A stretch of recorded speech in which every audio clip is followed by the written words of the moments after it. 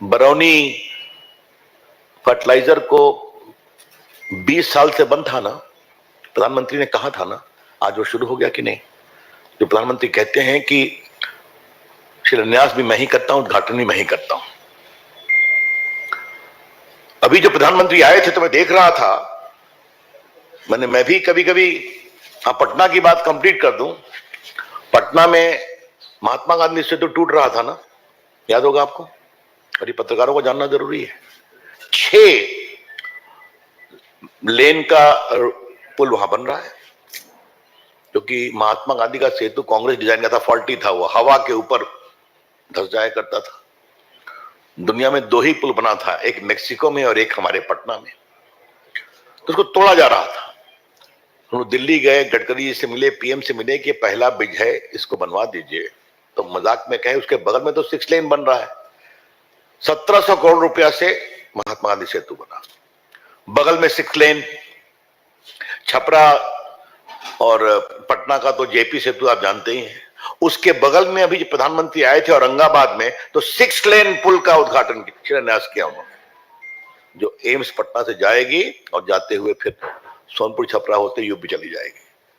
तो आज गंगा जी के ऊपर पटना में 4 पुल हैं।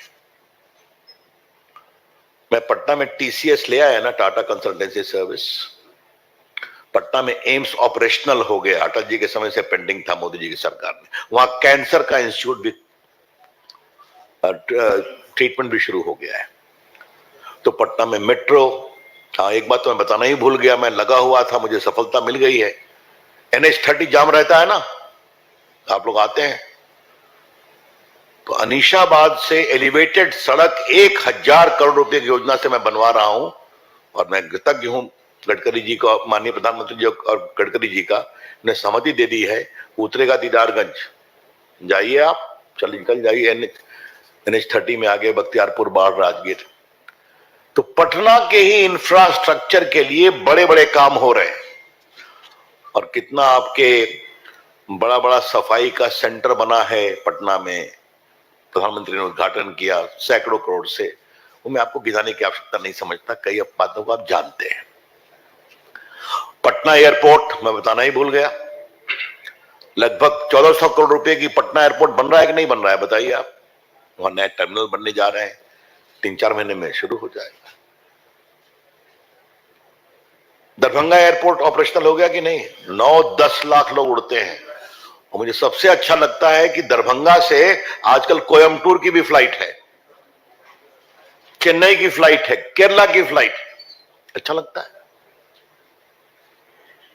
मेरे साथ एक मजदूर आ रहा था, थैंक यू, एक मजदूर आ रहा था तो मुझसे मिलने आया।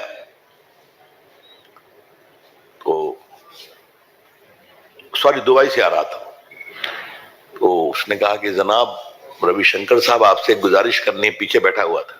कहा मैं दुबई से आ रहा हूं, ये फ्लाइट पटना उतरती है, एक फ्लाइट पटना पूर्णिया और पटना दरभंगा क्यों नहीं करा देते? वहां तो एयरपोर्ट बन गया है। ये होती है सोच, तो ये होता है बदलाव। तो मित्रों, क्या स्वास्थ्य के सेवा, क्या गरीबों को खाना खिलाना, क्या गरीबों को टीका लगाना।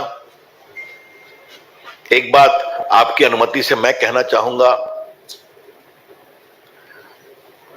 मोबाइल क्रांति देश में हुई है, काफी मोबाइल हमको रिकॉर्ड कर रहे हैं।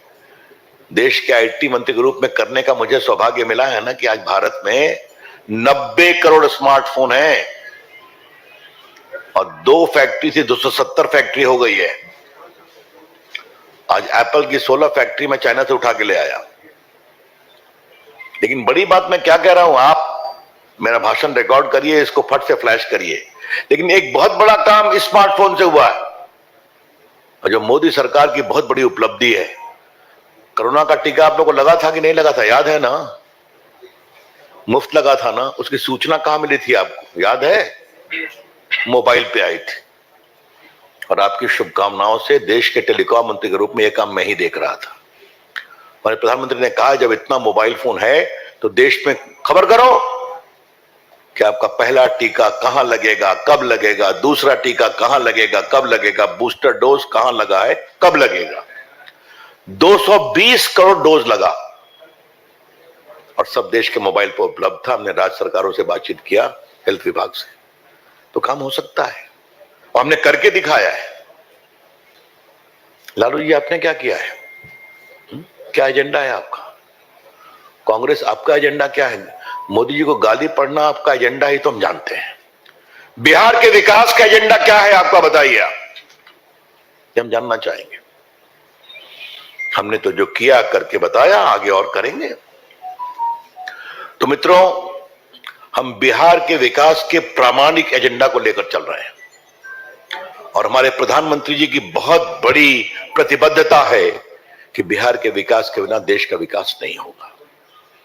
और आपने देखा होगा, ईस्टर्न इंडिया का विकास हो, बिहार, उड़ीसा, बंगाल में तो समस्या है, आपको पता ही है, वहां भी विकास की कोशिश होती है, लड़ाई होती है। नॉर्थ ईस्ट, ये होता है समावेशी विकास।